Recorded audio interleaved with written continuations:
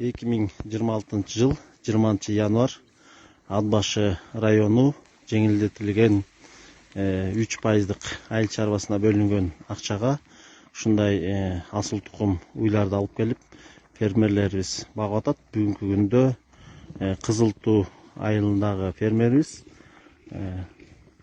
Салам алейкум. Алейкум.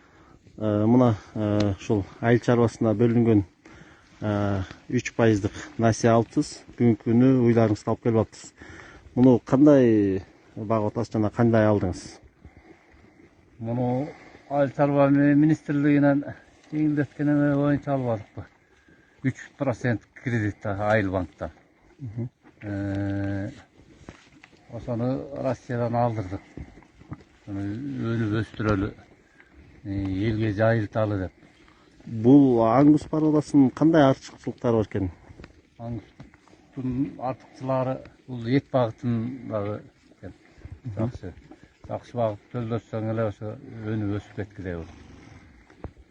Мына буюрса булары жаңы эле келди, булар 5 килограмм, 5 азыр ошондой. Буга чейин сиздин кооперативдагы уюштурганыңызды? Ошол асык биримдик кооперативин уюштурганбыз. 7-8 түтүн биригип. Ошо биримдик кооперативден жер алып бул айыл чарба эмесине, департаментине.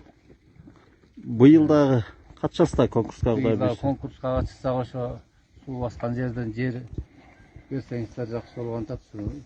Мындан ары да өнүп өстүрүп кеткен. Тойтун кененирээк камдаш керек экен. Башка фермерлерге кандай кеңешиңизди бересиз? Башка фермерлерге деле айтат элем, ошо аңгус породасын алып келип өнүп өстүрсөңөр жакшы болот экен. Эт багытында экен. Санына карабай, сапатына карайлы деген.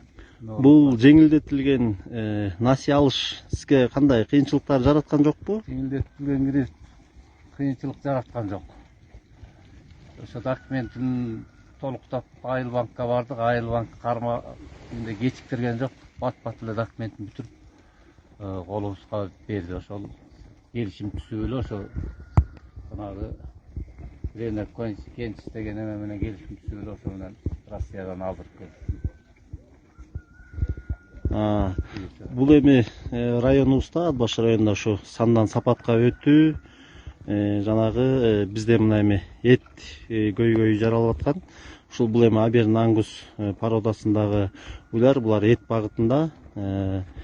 Буларды бордоп тез семирет, жана булардын төлү дагы бүгүнкү күндө суроо талап болуп аткан учур.